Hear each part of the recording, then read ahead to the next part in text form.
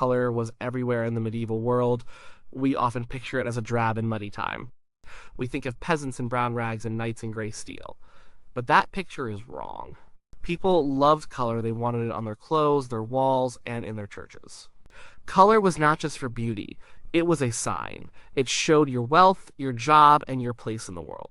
A bright red cloak meant something very different from a dull, yellowish tunic. Getting that color was the job of the dyer.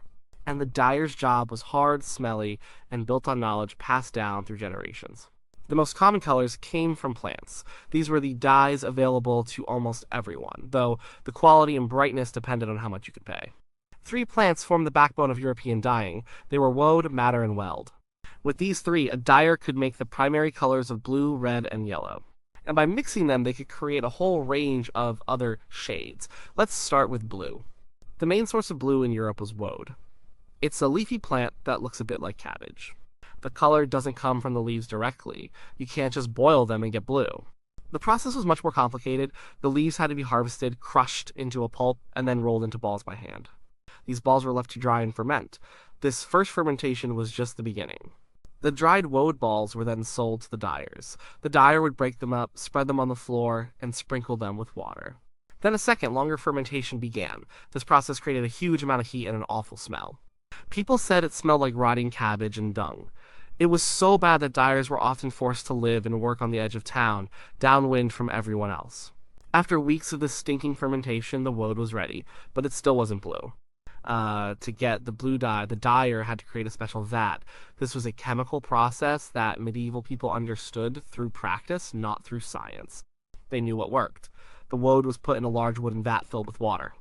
To start the reaction, they needed an alkaline solution. The most common source for this was stale human urine. They collected it in pots left outside homes and workshops. They also added a substance like bran or wood ash. The vat was then carefully heated, but never boiled, for days. A skilled dyer knew the right temperature by feel. The mixture would foam and bubble. A coppery film would appear on the surface. The liquid itself would look greenish yellow, not blue. This was the magic. A piece of wool yarn or cloth dipped into this strange liquid would come out yellow-green. But as it was lifted into the air, oxygen would hit the fibers, and right before your eyes, the color would change. The yellow-green would transform into a deep, rich blue. It must have looked like a miracle. Next was red. The most important red dye in Europe came from the madder plant. It was the root of the plant that held the color. Madder roots are long and reddish. They had to be harvested, cleaned, and then dried for a long time, sometimes for years. The older and drier the root, the better the red. The roots were then ground into a fine powder. Unlike woad, making a madder dye bath was more straightforward. The powder was mixed with water and heated. Wool or linen was then added to the pot, but there was a trick to getting a good red. The temperature had to be just right. If the water was too cool, the color would be weak, more of an orange. If it was too hot, it would turn a dull, sad brown. A good dyer could produce a vibrant brick red color that was famous across the continent. Madder was a tough dye. It was color fast, meaning it didn't fade easily in the sun or wash out. This made it very valuable for everyday clothing that needed to be durable. The third key color was yellow. The best and brightest yellow came from a plant called weld. It was a tall, weedy plant with small, pale flowers. The entire plant, stems and all, was used. It was simply chopped up and boiled in water. Weld gave a clear, brilliant lemon yellow. It was considered the purest yellow you could get. There were other sources of yellow, of course. Onion skins could give a golden yellow, and a plant called dyer's broom gave a good color too. But weld was the standard. It was bright and strong. When used with the right preparation, it would last. A good weld yellow was a cheerful, sunny color that could brighten any garment. From these three plants, a world of color was born. A dyer could take a piece of yellow cloth dyed with weld and then dip it into the blue woad vat. The result was green. The shade of green depended on the strength of the yellow and the blue. A light yellow and a quick dip in the wad vat might give you a pale spring green. A strong yellow and a long dip in a deep blue vat would produce a dark forest green. Creating green was a two-step process which made it more expensive than a simple yellow or blue. Similarly, you could get purples and oranges. Overdying a light madder red with a woad blue could result in a purplish shade. Overdying a weld yellow with a light madder bath could make orange. The combinations were endless. The dyer was not just a laborer, the dyer was an artist and a chemist, using a palette provided by the fields and forests around them. They worked with skill and instinct to turn humble plants into the colors that defined their world. The dyer's workshop was not a pleasant place. It was wet, steamy, and filled with smells that would turn your stomach. The ground was probably muddy from spilled water and dye. Large wooden vats and iron cauldrons stood over smoky fires. Piles of raw wool, skeins of yarn, and bolts of cloth were stacked everywhere. This was a place of hard, physical work. And the work began long before any color was involved. The first step was cleaning. You couldn't just take a sheep's fleece and throw it in a dye pot. It was full of grease, dirt, and bits of grass. Wool contains a natural oil called lanolin. If you didn't remove it, the dye wouldn't take evenly. The cloth would end up blotchy and stained, so the wool or cloth had to be scoured. This meant washing it in a strong alkaline solution. Sometimes this was done with lye made from wood ash. Often, it involved stale urine, just like the woad vat. Large tubs would be filled with urine and hot water, and the wool would be trampled in it, usually by foot. The workers would stomp on the greasy wool for hours to work the filth out. After the scouring, the wool had to be rinsed thoroughly in a running stream or river. This is one reason why dyers' workshops were always located next to a source of fresh water. Linen, which comes from the flax plant, was less greasy but still needed to be boiled and cleaned to remove waxes and impurities. This preparation was exhausting but absolutely essential. A good dye job depended on a perfectly clean fiber. After the fiber was clean, the next step was maybe the most important of all. It was called mordanting. A mordant is a substance that helps the dye stick to the fiber. Without it, most plant dyes would just wash right out. The color would be weak and would fade quickly. The mordant acts like a bridge, bonding the dye molecule to the wool or linen molecule. It makes the color permanent and often makes it brighter. Medieval dyers didn't know the chemistry, but they knew it worked. The most common mordant was alum. Alum is a metallic salt that was mined from the earth. The best alum came from Italy and the Near East, so it could be expensive. To mordant wool, the dyer would dissolve the alum in a large pot of water and heat it. The clean wool would be put into this bath and simmered gently for an hour or more. It was then left to cool in the mordant bath. After this, the wool was ready for the dye. Alum was popular because it didn't change the color of the dye much. It just made the colors clearer and brighter. Weld yellow, for example, was at its most brilliant when used with an alum mordant. But alum wasn't the only option. Dyers had other mordants that could change the color of the dye completely. Iron was a common one. A dyer might use iron pots for their dye bath, or they might add rusty nails or iron-rich water. Iron was known as a saddening agent. It made colors darker and duller. A weld yellow dyed with an alum mordant would be bright lemon. The same weld dye used with an iron mordant would produce a mossy green or a dull olive color. A madder red with alum was a bright brick red. With iron, it became a purplish brown. This gave the dyer even more control over his palette. From a single plant dye, he could create multiple shades just by changing the mordant. Other mordants included copper, which could also shift colors toward green, and tin, which was discovered later and could produce incredibly bright, almost fiery reds and oranges with madder. With the fiber scoured and mordanted, it was finally time to dye. The dyer would prepare the dye bath. For madder or weld, this meant filling a cauldron with water and the ground-up plant material. The amount of dye stuff used determined the depth of the color. A lot of madder root would give a deep red. A little would give a pale pink. The dyer had to manage the fire carefully. The temperature of the dye bath was critical. They would add the wet mordanted wool to the pot and stir it constantly with a long wooden pole. This was to ensure the color was even. If a piece of cloth was left to sit, it would have dark spots and light spots. The stirring was heavy work. A bolt of wet wool is incredibly heavy. The dyer and his apprentices would work in the steam and heat for hours, turning the cloth over and over in the bubbling pot. The woad vat was a different beast entirely. It was a process of reduction, not of boiling. As we saw, the vat was not heated to a high temperature. It was kept warm, and the dross was skimmed off the top.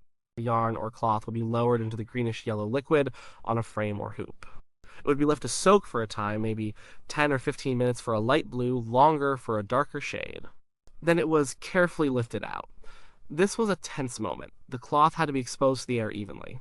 As the oxygen hit it, the magic happened. The color emerged. For the deepest blues, like a dark navy, the cloth might have to be dipped multiple times. It would be dipped, brought out to turn blue, then dipped again, and so on. This process was called dipping.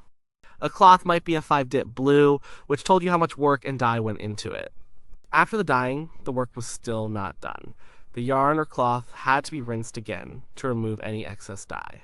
Then it was hung up to dry on long poles or stretched out on frames called tenters. Tenter hooks were the hooks on these frames that held the cloth, which is where the phrase on tenter hooks comes from. The dyer's yard would be a gallery of color with long sheets of red, blue, and yellow cloth flapping in the wind. It was the final stage of a long, difficult, and smelly process that turned raw fiber into a beautiful and valuable product. Every step required skill, experience, and a great deal of physical effort. While woad, madder, and weld colored the clothes of most people, the rich and powerful wanted more. They wanted colors that were brighter, more intense, and, most importantly, more exclusive. These were the luxury dyes. They were not made from common plants grown in a nearby field. They came from rare sources, often from distant lands. They were incredibly expensive, sometimes worth more than their weight in gold. Owning a garment dyed with one of these colors was the ultimate status symbol. It was a way of showing the world that you were not just wealthy but powerful. The most sought-after red was not the earthy brick red of madder. It was a brilliant fiery red called scarlet or crimson. This color did not come from a plant. It came from an insect. Specifically, it came from the dried bodies of a tiny scale insect called kermes. These insects lived on a type of oak tree that grew around the Mediterranean. Harvesting them was painstaking work. And each female insect, looking like a tiny red berry, had to be picked from the tree by hand. Thousands upon thousands of these tiny bodies were needed to produce just a small amount of dye. The dried insects were ground into a powder. This powder produced a dye of incredible vibrancy, a true, pure red. When used with an alum mordant, it created a color that was unmatched by any plant dye. It was the color of kings, of cardinals of the church, and of the wealthiest merchants. A bolt of kermes-dyed cloth was a statement. The cost was astronomical, not just because of the labor-intensive harvesting, but also because of the long trade routes it had to travel to reach the dyers in England, France, or Flanders. The word crimson itself comes from the Arabic word for the kermes insect, kermes, showing its origins in the trade with the Islamic world. Wearing scarlet was a way to wear your money, but even kermes red paled in comparison to the most legendary color of all, Tyrian purple. This was the color of the Roman emperors. Its story was ancient, and its source was the sea.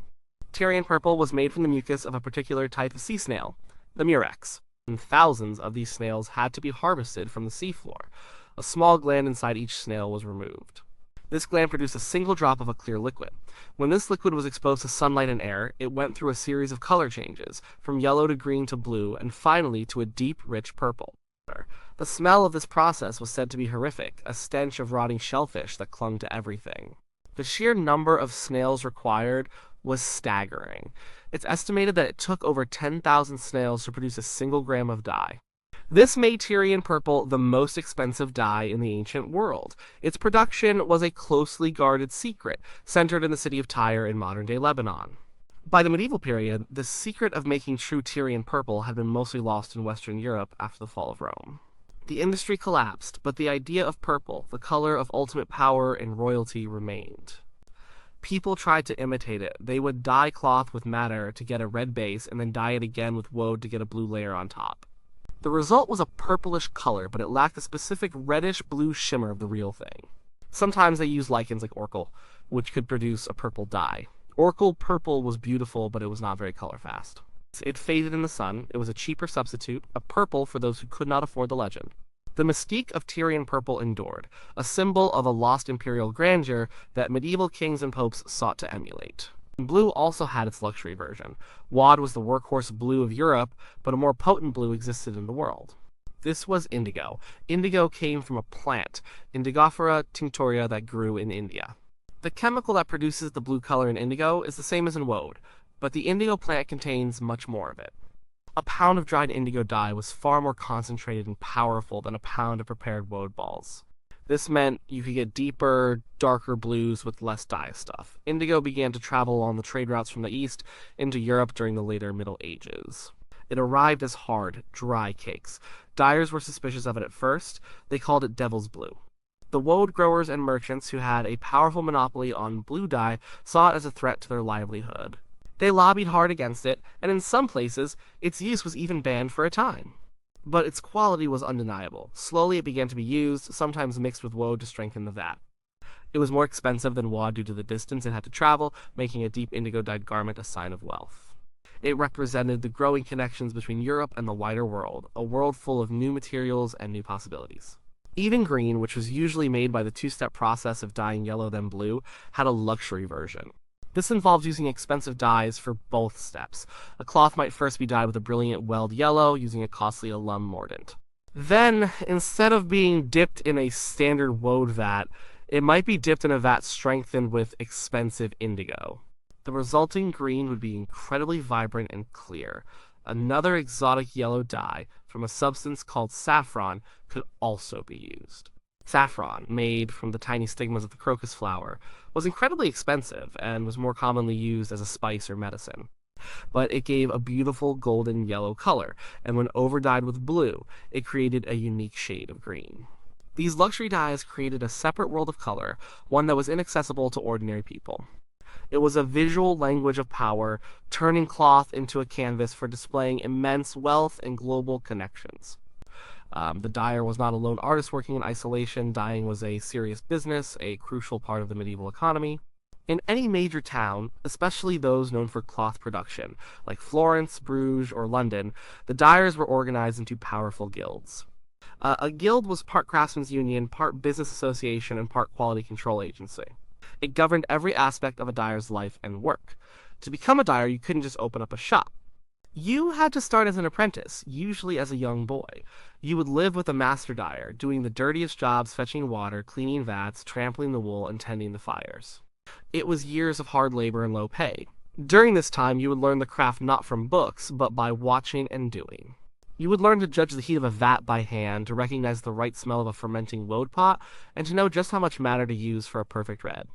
After many years, as an apprentice, you might become a journeyman, a skilled worker who was paid a wage. To become a master yourself, you would have to prove your skill by creating a masterpiece and have enough money to set up your own workshop. The guild controlled this entire process, limiting the number of masters to ensure there wasn't too much competition. The guild set the rules. They dictated the prices that could be charged for dyeing a certain type of cloth a certain color. They set standards for the quality of the dyes and the methods used. This was to protect the reputation of the town's cloth industry. A merchant from Venice buying cloth in Flanders needed to be sure that the blue he was buying was a good, color-fast woad blue, not a cheap, fugitive color that would fade after one washing. The guild acted as a guarantee of quality. Guild officials would inspect workshops to make sure the masters were following the rules. One of the most interesting aspects of the guild system was specialization. Dyers were often not allowed to dye all colors. There might be a guild of red dyers, a separate guild of blue dyers, and maybe another for black dyers. In some cities, the red house and the blue house were fierce rivals. A dyer of reds was forbidden from having woad or indigo on his premises. A dyer of blues was not allowed to work with madder. This seems strange to us, but there was a logic to it. It was about protecting trade secrets and ensuring quality. The techniques for getting a perfect scarlet from kerms were complex and valuable. The Guild of Red Dyers, the Scarlet Dyers, wanted to keep that knowledge to themselves. Likewise, the woad dyers, or bluesmiths, had their own secrets for managing their difficult fermentation vats. This separation also prevented fraud. A less honest dyer might be tempted to use a cheap madder red as a base for a purple, rather than a more expensive red, which could affect the final quality. By keeping the processes separate, the guilds could better control the materials and outcomes. Black dyeing was often its own specialty because it required different and often harsher materials. To get a deep black, dyers would use tannins from oak galls or tree bark, combined with a strong iron mordant. This process could weaken the wool fibers over time, so it had to be done carefully. The black dyers had their own set of skills and secrets. Despite their importance, dyers were often seen as a necessary nuisance. Their workshops were polluting, the smoke from their fires filled the air, the runoff from their vats, full of mordants and leftover dye, flowed into the local river. And of course there was the smell. The stink of the woad vats and the stockpiles of urine was notorious. Because of this, dyers were often legally required to live in a specific part of town. This dyer's quarter was almost always downstream and downwind from the main city center. They were essential to the economy, but their neighbors did not want them too close. The guilds were also on the constant lookout for cheaters. There were many ways to cut corners in dyeing. A dyer could use less of an expensive dye stuff, resulting in a weaker color that might look fine when new but would fade quickly. They could use a cheaper, less effective mordant, or they could try to pass off a color made from a cheap dye as one made from an expensive one. For example, a dyer might use the roots of a common plant called bedstraw, which is in the same family as madder but gives a much poorer quality red. They might try to sell this as a true madder red. This was called false dyeing. The penalties for this kind of fraud were severe. A dyer caught breaking the rules could be heavily fined. Their faulty cloth might be publicly burned. In some cases, they could be kicked out of the guild and forbidden from ever practicing their trade again. Their reputation, and the reputation of the entire town's cloth trade, was on the line. The guild system, with all its strict rules and rivalries, was the framework that allowed the medieval dyeing industry to function and thrive. How color was woven into the fabric of medieval life, and its meaning went far beyond simple decoration. The color of a person's clothes was a public announcement. It told a story about their wealth, their profession, and their place in the social order. In a world with a rigid hierarchy, color was one of the most visible ways to enforce it. The most basic distinction was between bright, saturated colors and dull, faded ones. Getting a deep, rich color required a lot of dye stuff and a skilled dyer. That meant it was expensive. A peasant working in the fields might wear clothes that were undyed, the natural gray or brown of the wool, what was called russet. Or they might wear clothes colored with simple dyes they could gather themselves from the woods and fields. And dyes from things like tree bark, nuts, or common flowers could produce a range of yellows, browns, and grays. These dyes were often not very color fast. They were fugitive, fading with every wash and every day spent in the sun. In contrast, a wealthy merchant or a nobleman could afford cloth dyed with the best materials. His cloak might be a deep blue, requiring multiple dips in a strong woad vat. His wife's gown could be a vibrant madder red, dyed by a master who knew exactly how to get the brightest shade. And for the truly powerful, there was the brilliant scarlet made from kerms. Seeing someone in scarlet was like seeing someone driving a luxury car today. It was an unmistakable signal of extreme wealth. This visual code was so important that it was often enshrined in law. These were called sumptuary laws. These laws dictated who was allowed to wear what. A law might state that only nobles of a certain rank could wear scarlet or cloth trimmed with ermine fur. A merchant might be permitted to wear deep blue, but not the purple reserved for royalty. These laws were meant to keep the social order visible and to prevent the newly rich merchant class from looking too much like the old aristocracy. Color also carried deep symbolic meaning, much of it shaped by the Christian Church. The Church used a color code in its vestments and decorations to tell stories and convey ideas to a population that was largely illiterate. The color white symbolized purity, innocence, and the glory of God. It was worn for major festivals like Christmas and Easter. The red was the color of blood. It represented the sacrifice of Christ and the martyrdom of the saints. It was worn on saints' days and during Holy Week.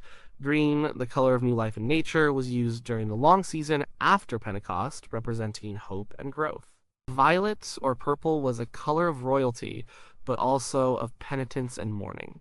It was worn during Lent and Advent. Black was the color of death and was used for funerals and on Good Friday. This religious symbolism bled out into the wider culture.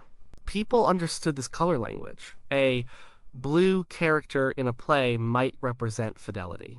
A green one might represent youth or jealousy. We should be careful not to oversimplify, however. The idea that all medieval people wore brown is a myth. Archaeological finds of textiles from the period show a surprising amount of color even in humble graves. A farmer's wife might not have had a scarlet gown, but she might have owned a coif or a belt dyed a cheerful yellow with weld, or a tunic dyed a decent blue from the local woad dyer. The color was a joy, and people sought it out where they could. Clothes were valuable. A good woolen tunic was a major investment for a poor family. It would be worn until it fell apart. As the color faded, it might be re-dyed, perhaps to a darker color to hide stains and wear.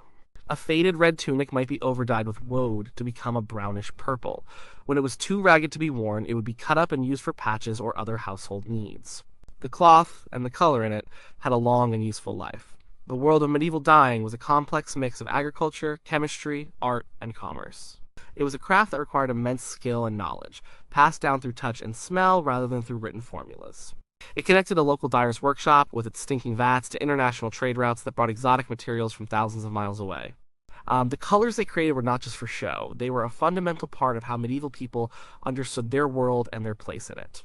From the pale yellow of a peasant's shirt to the blazing scarlet of a king's robe, every color told a story of a plant, an insect, a craftsman, and a culture that saw the world in vibrant color.